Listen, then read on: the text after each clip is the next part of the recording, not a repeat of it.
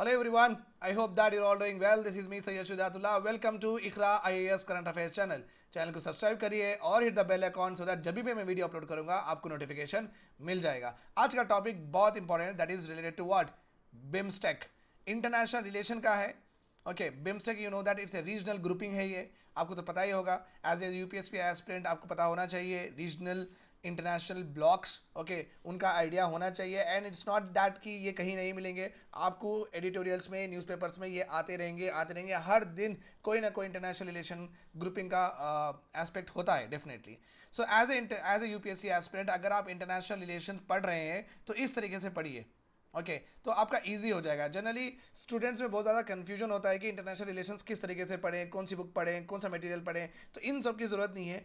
अगर आप एडिटोरियल अच्छे से कर देना, उसके ऊपर ही क्वेश्चंस आते हैं। 2021 का जो मेंस हुआ था उसमें मैं प्रॉपरली जो हम पढ़े थे उसी के क्वेश्चंस आए थे। ओके सो ये बहुत इंपॉर्टेंट है कि एडिटोरियल से ही क्वेश्चंस पूछे जाते हैं। 90% ऑफ द मेंस उसके ऊपर से बेस्ड होता है एडिटोरियल्स, और basically I am saying that current affair related. तो अगर आप वो परफेक्ट होते हैं तो आपका काम हो जाएगा। अगर आप इंटरनेशनल रिलेशंस की तैयारी कर रहे हैं, वो सब्जेक्ट आप स्टार्ट कर रहे हैं, पहली बात तो बेसिक्स पढ़ लीजिए। ओके, फ्री ट्रेड एग्रीमेंट्स क्या होते हैं, कस्टम यूनियन क्या होता है, एक्सेट्रा, वो तो बेसिक्स पढ़ लीजिए आप। उसके बाद में जब आप इंडिया के रिलेशंस पढ़ते हैं विद अदर कंट्रीज, तो पहले आपका काम है कि इंडिया के नेबरिंग कंट्रीज खत्म करना चाहिए। इंडिया के नेबरिंग कंट्रीज इसका मतलब है इंडिया पाकिस्तान का क्या रिलेशन है, इंडिया नेपाल का क्या रिलेशन है, इंडिया बांग्लादेश का क्या रिलेशन है, इंडिया चाइना का क्या रिलेशन है। ये होने के बाद में आप पढ़ेंगे इंडिया रशिया, इंडिया चाइना। तो ये साउथ एशिया के कंट्रीज, आपके नेबर कंट्रीज के बारे में पहले पढ़ लेंगे पूरे, जो भी ट्रीटीज हुए थे, जो भी लड़ाइयाँ हुए थे, वॉर्स हुए थे, etcetera so and so fourth. और रशिया और चाइना से हम पढ़ेंगे। ओके उसके बाद में आप पढ़ेंगे इंडिया और यूरोप। यूरोप का एक ही है यूरोपियन यूनियन, और ब्रिटिश अभी अलग हो गया। इसका मतलब है ब्रिटिश के साथ अलग रिलेशंस रहेंगे, यूरोपियन यूनियन के साथ अलग रिलेशंस रहेंगे। तो यहाँ पे दो हो गए। उसके बाद में इंडिया यूएस। ओके यहाँ पे हम ज़्यादा करते हैं इनके साथ। Canada, Mexico, Brazil, Argentina, south America में उतना है भी नहीं अपना, तो वो पढ़ने की ज़रूरत नहीं है। और इंडिया हो गया ये जापान, इससे भी हम करते हैं। इंडिया हो गया अभी आजकल तो ऑस्ट्रेलिया के साथ भी हम बहुत सारे ट्रीटीज करते हैं। अगर आप इस तरीके से पढ़ते हैं ना, तो आपके 8 to 9 या 10 मैक्सिमम 10 टॉपिक्स में आपका इंटरनेशनल रिलेशन 60% कंप्लीट हो जाएगा। सर फिर बाकी का क्या है? अगर ये इतना पढ़ लिया ना तो आपको ये भी डाउट आ गया बाकी का क्या है। बाकी का भी कुछ भी नहीं है, बस इंडिया के ग्रुपिंग्स जहाँ जहाँ भी है अगर वो आप पढ़ लेते हैं आपका काम हो जाएगा। लाइक इंडिया के ग्रुपिंग में इंडिया है, ब्रिक्स है, ओके, इप्सा है, ओके, बिम्स्टेक है, ओके, सार्क है, क्वाड है, और एक भी नया आया आजकल, न्यू क्वाड। अगर आप इस तरीके से पढ़ लेते हैं इंडिया के ग्रुपिंग्स तो आपका काम हो जाएगा। Means 90% of the international relation is completed. और सर 10% क्या है? तो ये भी तो क्वेश्चन होगा आपको, और 10% क्या है? 10% ये है कि इंटरनेशनल कंट्रीज में क्या क्या हो रहा है। ओके लाइक अभी तालिबान का एक केस है जो कि अपने को रिलेटेड नहीं है, बट वर्ल्ड वर्ल्ड सिनेरियो में जियो में बहुत ज़्यादा इंपॉर्टेंट रोल प्ले करता है। और रशिया इन्वेजन ऑफ यूक्रेन। सो इस तरीके से ओके ईरान का जो न्यूक्लियर डील है।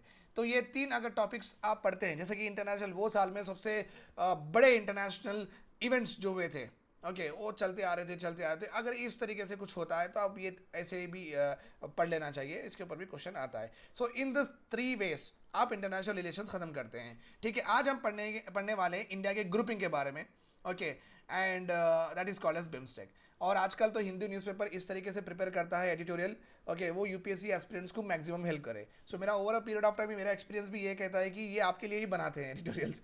ओके तो इसमें प्रॉपरली आजकल वे फॉरवर्ड, आजकल इसमें चैलेंजेस, इसका बेसिक कहाँ पे कितने कंट्रीज से, तो एक प्रॉपर कॉम्प्रिहेंसिव व्यू में ही एडिटोरियल्स आजकल दे रहे हैं। But the thing is that वो बहुत अनस्ट्रक्चर्ड होते हैं। Okay because it links everything at one place. तो एज ए एस्पिरेंट आपकी स्किल यही है कि उसको आप स्ट्रक्चर्ड बनाइए, कहाँ पे चैलेंजेस लिखना है, कहाँ पे, जैसे कि हमारे वीडियोस में मैं हमेशा करता हूँ कि पूरे एडिटोरियल को मैं खोल देता हूँ आपके सामने, as a spoon feeding model question and answer दे देता हूँ, सो दैट आपको मेहनत ना करना पड़े। बट इसका मतलब ये नहीं कि आप कुछ नहीं करें। मैं तो एक एडिटोरियल देता हूँ तो आप दूसरा एडिटोरियल ट्राई कर सकते हैं उसके बेसिस में, या मेरा ही एडिटोरियल आप खुद से पढ़ के न्यूज़पेपर में आप ट्राई करिए कि किस तरीके से आप उसको शेप करते हैं। उसके बाद में वीडियो सुनते सुनते आप ये भी क्रॉस चेक कर लीजिए कि आपका जो भी आप लिखे हैं और जो भी मैं लिखा हूँ ओके ऑन द पीपीटीज वो कितना सिमिलर है। जितना ज़्यादा सिमिलर है आपके पास उतने ज़्यादा marks in the examination. It's very simple as it is. ठीक है, तो आज हम पढ़ने वाले हैं बिम्स्टेक। What is BIMSTEC? Member countries क्या है, इसके year of formation. Year of formation मैं इसलिए देता हूँ कि कभी कभी क्वेश्चन अगर एग्जाम में आया कि arrange the following countries in ascending and descending order of the year of formation, तो जब आपको मुसीबत नहीं होना, तो वहाँ पे दिक्कत नहीं आना, दैट्स वाई मैं ईयर ऑफ फॉर्मेशन भी देता हूँ। अगर आप एग्जैक्टली रिमेंबर नहीं करते हैं ईयर लाइक 1972 1932 ऐसा नहीं कर सकते, it's not that important, but आप इतना तो याद रखिए कि 1970s में आया था, 1980s में आया था, तो मिनिमम इतनी नॉलेज तो होनी चाहिए। अगर इंटरव्यू में भी अगर पूछे तो पूछ लेंगे कि बिम्स्टेक पहले आया क्या, सार्क पहले आया क्या, ऐसा पूछेंगे तो ऐसी छोटी छोटी नॉलेज कि आप उसमें आपका इंप्रेशन रहो या आपके मार्क्स लूज नहीं कर सकते, राइट? ठीक है, तो ईयर ऑफ फॉर्मेशन हम लोकेशन भी देख लेंगे, mapping by map. Okay, functions और ऑब्जेक्टिव्स क्या है, challenges of BIMSTEC as I've told you very important to the aspirants. Okay, way forward to the BIMSTEC, ये भी these are very very important to the aspirants, और ये बहुत ज़्यादा important initiatives है because ये आने वाले हैं prelims में। Okay, इनिशिएटिव्स आते हैं प्रीलिम्स में, और बे ऑफ बंगाल रिलेटेड मैक्सिमम ये पूरे इनिशिएटिव्स है। और as usual we are going to finish off lecture with help of what, एक कंक्लूजन से हम खत्म करने वाले, ठीक है? तो ये फुल फ्लेज एक कंप्लीट मॉडल क्वेश्चन है answer with regard to BIMSTEC. अगर हिंदू न्यूज़पेपर अगर मेरी आवाज़ अगर इंट्यूशन से टेलीपाथ से अगर सुन लेता है, कल को वो सार्क परसों ब्रिक्स इस तरीके से हर कंट्री के हर ग्रुपिंग के बारे में इस तरीके से देता है, तो आपके पास विद इन 15 दिन में इंटरनेशनल रिलेशन भी पूरे पढ़ा दूंगा। ओके, ऐसा भी हो जाएगा, बट किस्मत भी होना चाहिए कि इस तरीके से प्रॉपरली वो कवर करे हर इंटरनेशनल ऑर्गेनाइजेशन, ठीक है? Right, so let us go at, थोड़ा बहुत मैपिंग वैपिंग देख लेंगे अपन। तो आप देख रहे हैं यहाँ के BIMSTEC, what you should know. पहली बात देखिए कि बिम्स्टेक का फॉर्मेशन हुआ था 1997 में, और इसमें है 7 मेंबर, इसमें हमें 7 मेंबर। ओके, पहली बार ये बिम्स्टेक की मीटिंग कौन प्रेसिड करे थे? ओके, पहली बात तो मेंबर देख लेंगे, तो उसके बाद में आपको कंट्री का आइडिया आ जाएगा। तो इंडिया तो है ही, okay, Nepal, okay, Bhutan, Bangladesh, Sri Lanka, Myanmar, Thailand, तो पूरे 1 2 3 4 5 6 7 कंट्रीज है पूरे इसमें। 7 member countries are there, please remember this point. Okay, 1 2 3 4 5 6 7, ठीक है, 7 कंट्रीज है। और ये बिम्स्टेक का फॉर्मेशन हुआ था बैंकॉक में, तो इसको बोलते हैं बैंकॉक डिक्लेरेशन। तो इस तरीके से डिक्लेरेशंस भी कभी कभी याद रखना चाहिए, Bangkok declaration is related to BIMSTEC formation, ठीक है? तो ये हो गया। उसके बाद में आप देखिए कि पहली मीटिंग जो थी बिम्स्टेक की, it was presided by Thailand ने प्रेसिड की थी वो। उसके बाद अभी की जो मीटिंग है वो प्रेसिड करेगा श्रीलंका विल प्रेसिडेड। तो श्रीलंका की मीटिंग में ही बहुत सारे इश्यूज है, उसको क्या बोलते हैं, सॉल्व करना है। तो कौन से इश्यूज है और किस तरीके से हम सॉल्व करेंगे, that is what is all about today's article पूरा उसके ऊपर ही फोकस है। तो आप बेसिक नॉलेज आपको मिल गई है with regard to what BIMSTEC. And now let us go ahead what is what, ठीक है? चलो, बिम्स्टेक is a 5 to 7 हो गए।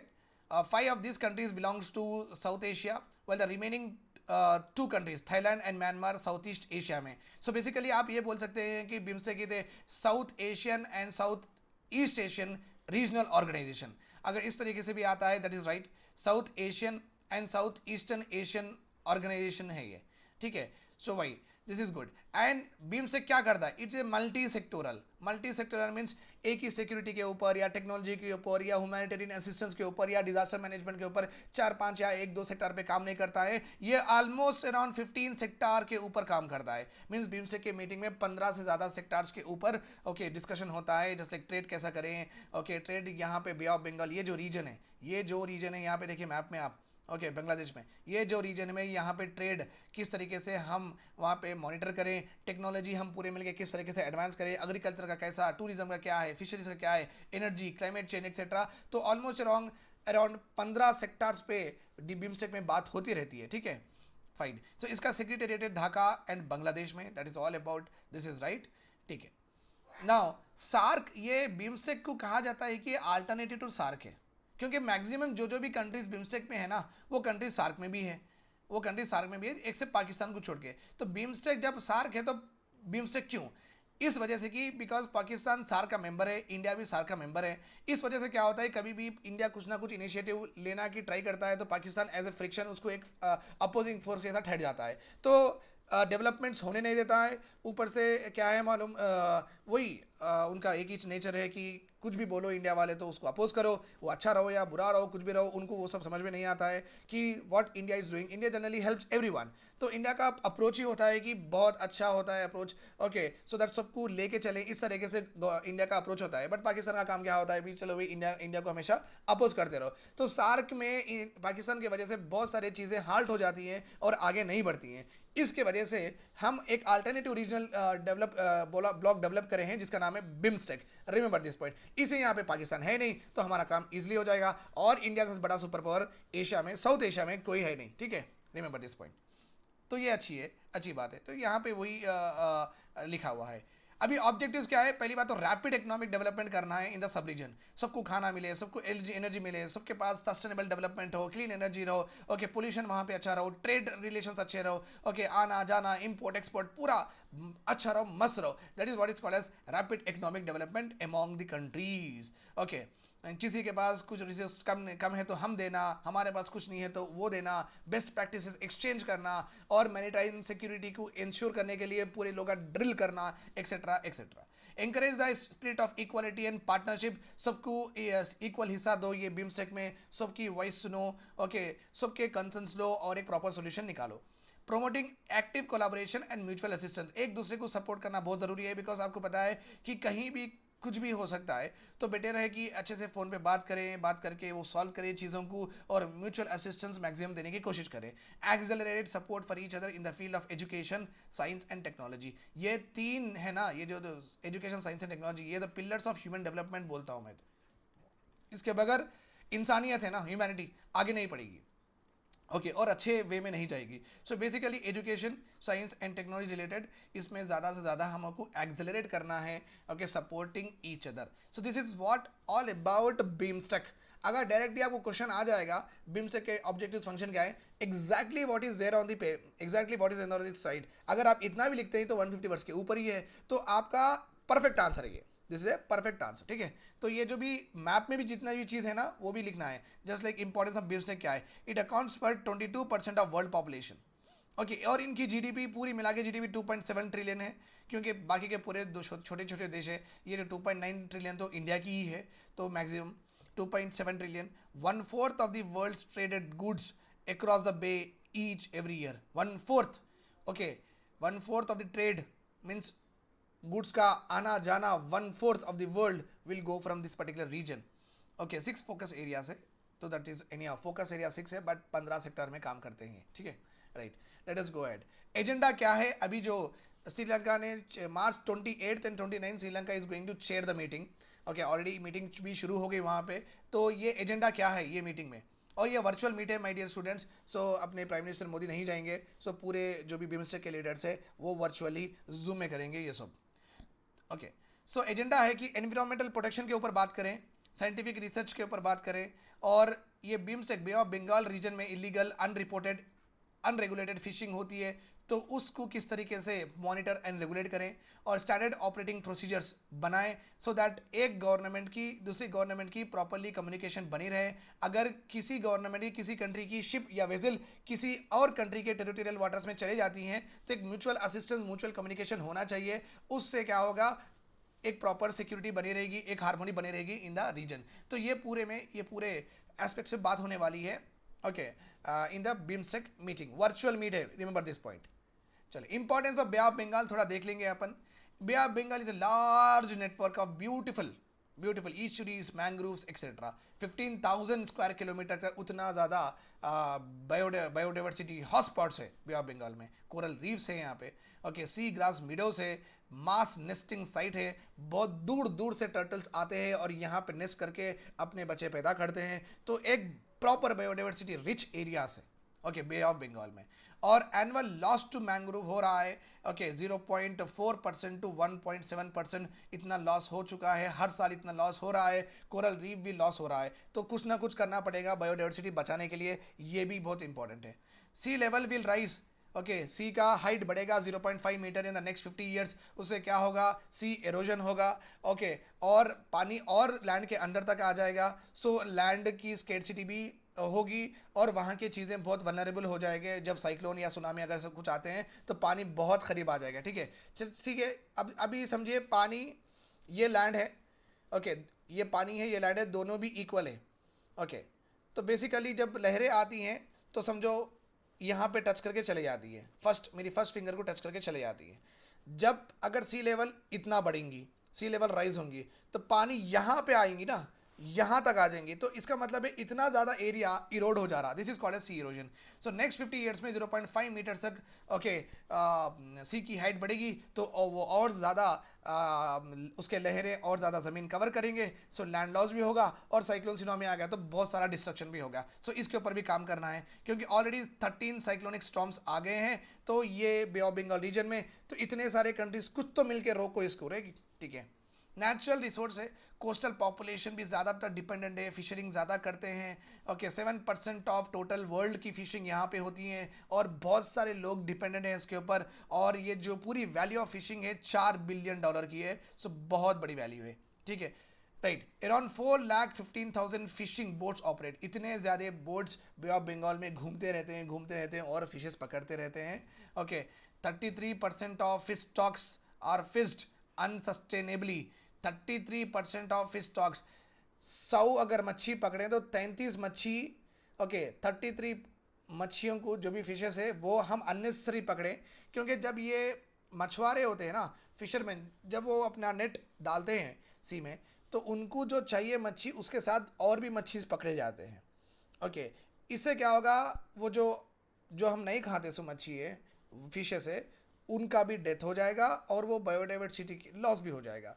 और फिशिंग में बहुत अनरेगुलेटेड, अनरिपोर्टेड, इलीगल वो जो बॉम्ब करके भी फिशिंग करते हैं, उससे क्या होगा, जो भी चीज़, जो भी फिशेस हमें ज़रूरत नहीं है उनका भी डेथ हो रहा है। तो इस तरीके से मैक्सिमम फिशिंग की जो बायोडाइवर्सिटी है वहाँ पे डिस्ट्रक्ट होते जा रही है। तो ये एडिटोरियल ये कहता है कि 33% जो भी फिशिंग हो रही है वो बेकार की है, वो खाली बायोडाइवर्सिटी नष्ट कर रही है, तो that is what it is saying. तो इंपॉर्टेंस भी हम देख लिए और वल्नरेबिलिटी भी हम देख लिए, importance and vulnerability of Bay of Bengal we have seen. Now let us see what is going on. A Bay of Bengal maritime dialogue हुआ था, organise recently by Centre for Humanitarian Dialogue and a path finder foundation.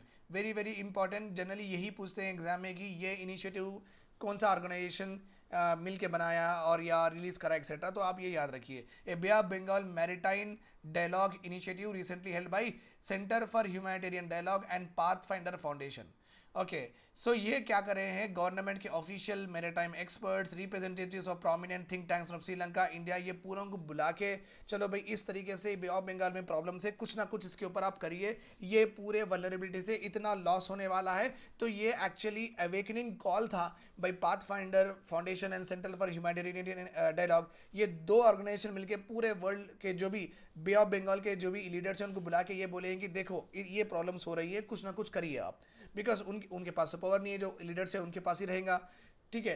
तो now वो पूरे countries मिला के steps लिए हैं, और हम पढ़ेंगे व्हाट आर दोस्त। पहली बात, लेट अस सी चैलेंजेस क्या है बे ऑफ बंगाल में, ओके। जनरली क्या होता बिम्स्टेक के बारे में, ये लोग कभी भी बैठते बहुत अच्छे एस्पिरेशंस करते हैं, ये करेंगे वो करेंगे बोलते हैं, बट एस्पिरेशंस एस्पिरेशन से हो जाते हैं, एक्शंस में तब्दील नहीं होते, एक्शंस में कन्वर्ट नहीं होते हैं, ये बिम्स्टेक की सबसे बड़ी प्रॉब्लम है, ओके। और क्या हो जा रहा, बहुत सारे एरियाज डेड जोन हो जा रहे। डेड जोन का मतलब है ना पे वहाँ एक मच्छी मिल रही है ना एक फिश मिल रही है, बिकॉज व्हाट, पोल्यूशन मैक्सिमम वहाँ पे जा रहा है, ओके। इंडस्ट्रियल पोल्यूशन जा रहा है, उस वजह से डेड जोन हो गए, with zero oxygen, with no fish to survive. Leaching of plastic के वजह से भी बहुत प्रॉब्लम हो रहा है ओशन में, उसके लिए भी कुछ करना है। Destruction of natural protection against floods, okay. Mangroves भी डिक्रीज हो रहे हैं, तो ऑफकोर्स मैंग्रोव्स बहुत स्ट्रॉन्ग झाड़ और पेड़ होते हैं जो कि साइक्लोन अगर स्ट्रक भी करे तो वो आराम से ठहर के उसको रोकते हैं। अगर मैंग्रोव्स ही नहीं रहेंगे तो इसका इम्पैक्ट बहुत डिवास्टेटिंग होगा ह्यूमन लाइफ्स के ऊपर। सी एरोजन में आपको इसके बारे में समझा दिया, सी लेवल राइज तो ज़्यादा प्लेन एरिया वो ले लेगा। ग्रोइंग पॉपुलेशन प्रेशर, पॉपुलेशन बढ़ते जा रहा है तो फिशिंग और ही और करते जा रहे हैं और करते जा रहे हैं। इंडस्ट्रियल ग्रोथ के वजह से कंटिन्यूसली कोस्टल एरियाज में, ओके, इंडस्ट्रीज नज़दीक नज़दीक आके जो भी पोल्यूटेंट्स ड्रेन कर रहे हैं सी में, तो वो भी एक बहुत बड़ा मीनास बन गया है। So these are all problems, let us see some other problems. Untreated waste flow है, that is what I have told you. और ये तो छोड़िए, क्लाइमेट चेंज में प्रॉब्लम हो गया, डेड जोन हो गया, बायोडाइवर्सिटी प्रॉब्लम हो जा रहा, वहाँ पे प्लास्टिक का प्रॉब्लम हो गया एक्सेट्रा, ऊपर से टेररिज्म, पायरेसी टेंशंस भी चल रहे हैं बिटवीन कंट्रीज। देखो इंडिया के जो भी फिशरमैन है ना, हमेशा ये श्रीलंकन आर्मी पकड़ लेती है, नेवी पकड़ लेती है, ओके, वो कच्छवीटू आइलैंड के पास, क्योंकि इंडिया के जो फिशरमैन है यहाँ पे उनको नहीं मिल रहा है फिश, तो वो यहाँ पे नहीं मिलने की वजह से और दूर आ जा रहे हैं, और unknowingly they are entering into territorial waters of what Sri Lanka के जुरिस्डिक्शन के वाटर्स में आ जा रहे हैं। श्रीलंका नेवी पकड़ ले रही है, तो फिर India is asking Sri Lanka to release fisherman. देखो ये तो बहुत है, मार्च 22 का ही है, तो मार्च 27 कल का ही है। सो इस तरीके से आप समझ सकते हैं कि एक कंट्री, बहुत इतने सारे कंट्री आजू बाजू ही है, तो फिशरमैन कभी दूसरी कंट्री के पास चले जाएगा तो ऐसा हो सकता है फिर वो अरेस्ट करके फिर डिटेन कर रहे हैं, फिर उनके घर वाले बहुत ट्रॉमा में हैं, वो फिर खतरे के लिए गवर्नमेंट को हमारे हस्बैंड को रिलीज़ करो, बच्चों को रिलीज़ करो एक्सेट्रा। तो इंडियन गवर्नमेंट बात कर रही है, तो इसका एक म्यूचुअल कोऑपरेशन होना चाहिए। Okay, right, fine. India is having problem with what?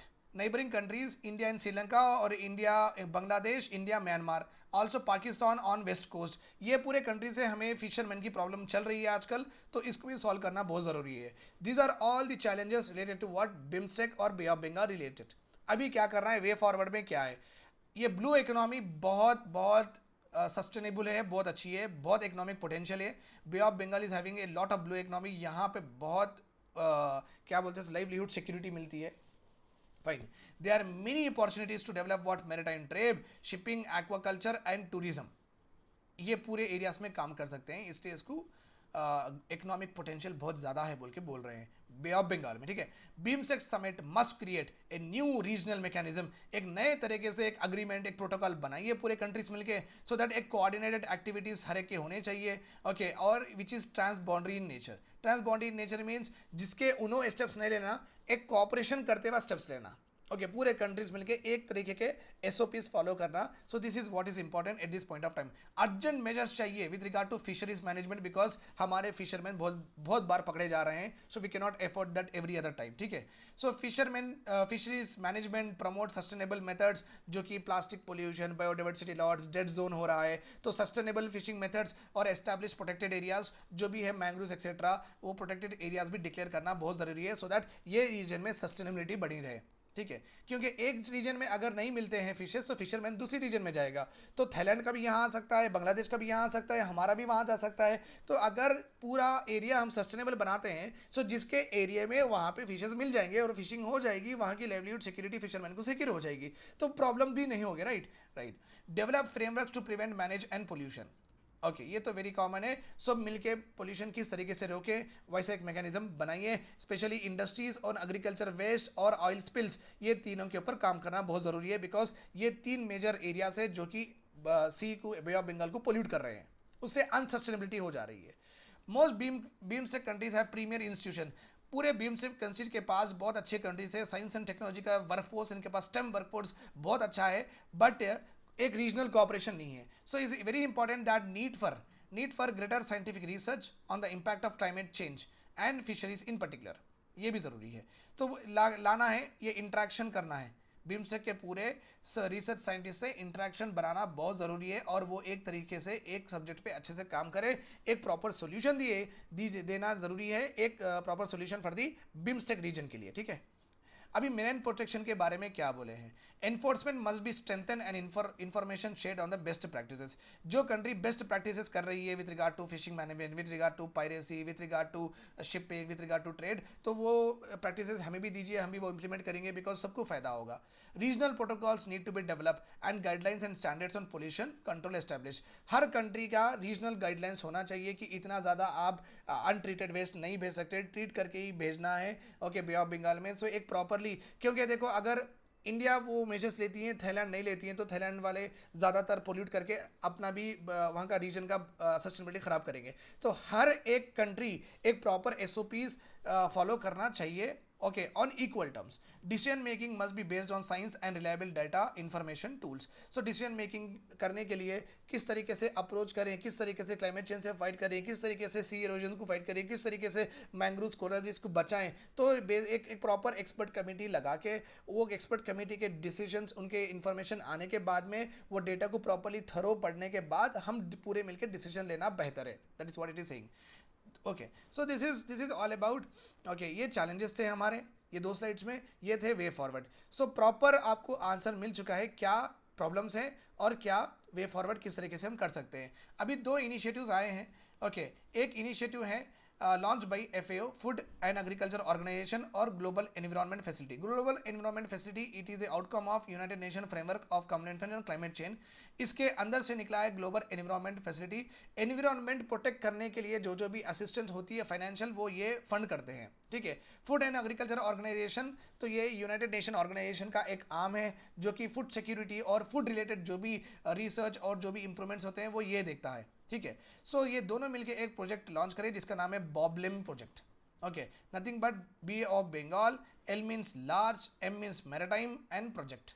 Okay, BOB large maritime project. ये पर्टिकुलर प्रोजेक्ट में ओके बहुत सारे maritime related, okay Bay of Bengal related, they are doing lot of what research etcetera in that particular BIMSTEC region, Bay of Bengal region की बाद में research करके वो हमें देंगे डेटा एक्सेट्रा, और उसके ऊपर हम काम कर सकते हैं। तो इनका एक फिलांथ्रोपिक अप्रोच होता है हमेशा। बड़े बड़े ऑर्गेनाइजेशन हैं, बहुत पैसे हैं, तो ऑब्वियसली कुछ ना कुछ तो करते रहेंगे।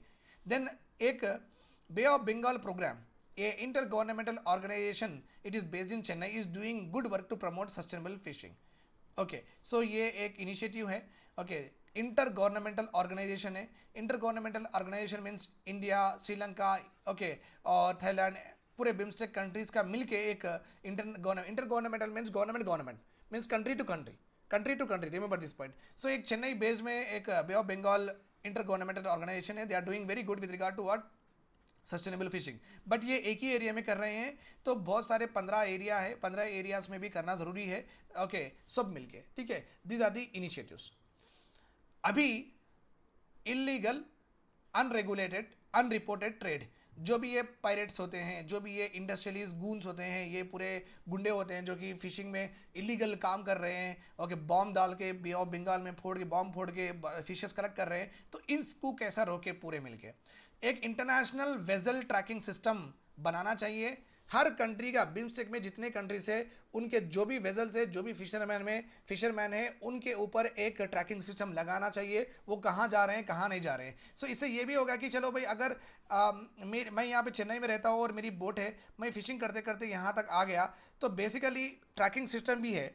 ओके, श्रीलंका यहाँ पे मैं नज़दीक आ गया, श्रीलंका के टेरिटोरियल वाटर, तो मेरी लाइट यहाँ पे ब्लिंक होना शुरू हो जाएगी और गवर्नमेंट ऑफ इंडिया से मुझे कॉल आएगा, ओके रिकॉर्डर पे, कि मत जाइए वहाँ पे, मत जाइए, वो श्रीलंका के वाटर, तो मैं पीछे आ जाऊँगा, राइट। अगर ये ट्रैकिंग सिस्टम है नहीं, तो फिर ये वेजल्स कहाँ पे जा रहे हैं, किधर जा रहे हैं और किसके वाटर्स में इंटर हो रहे हैं, ये पता नहीं चलेगा, और it will escalate unnecessary tension between two countries. अगर खुदा ना खास्ता ये आ जाते हैं, यहाँ के फिशरमैन और यहाँ के फिशरमैन दोनों लड़ लेते हैं और श्रीलंका के फिशरमैन की मौत हो जाती है, तो फिर बहुत बड़ा एस्केलेशन हो जाता है, ठीक है।